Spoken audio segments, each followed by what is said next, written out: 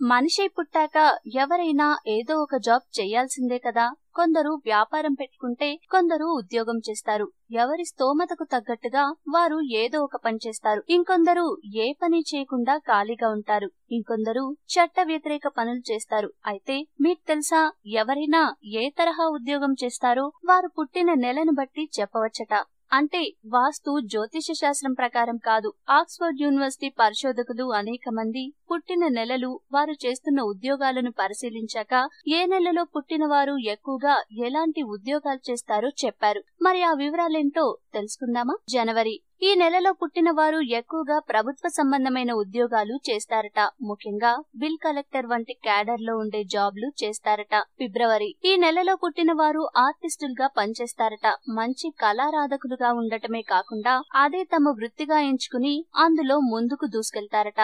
March, ఈ నెలలో పుట్టిన వారు ఎయిర్ లైన్స్ లో పనిచేస్తారట. విమానం లేదా హెలికాప్టర్ పైలట్లుగా ఉద్యోగాలు చేస్తారట. ఏప్రిల్, ఈ నెలలో పుట్టిన వారు అనువాదకులుగా ఉంటారట. తమ మాతృభాషా సాహిత్యంపై వీరికి పట్టు ఉంటుందట. రచనలు చేస్తారట. రచయితలుగా స్థిరపడతారట. మే, ఈ నెలలో పుట్టిన వారు ఇంజనీరింగ్, మెడిసిన్, డిప్లొమా వంటి ప్రొఫెషనల్ కోర్సులు చేస్తారట. వాటిల్లో సెటిల్ అవుతారట. జూన్, ఈ నెలలో పుట్టిన వారికి నాయకత్వ లక్షణాలు ఎక్కువగా ఉంటాయట. వీరు కంపెనీలకు సీఈఓలుగా పనిచేస్తారట, లేదంటే ఎండీలుగా కూడా ఉంటారట.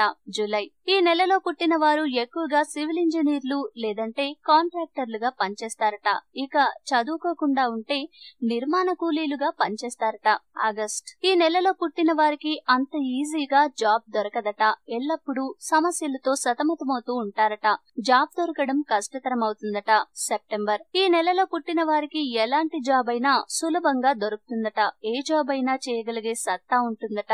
అక్టోబర్, ఈ నెలలో పుట్టిన వారు రాజకీయాల్లో రాణిస్తారట. రాజకీయ నాయకులుగా కెరీర్ లో సెటిల్ అవుతారట. నవంబర్, ఈ నెలలో పుట్టిన వారు చట్ట వ్యతిరేక పనులకు పాల్పడతారట.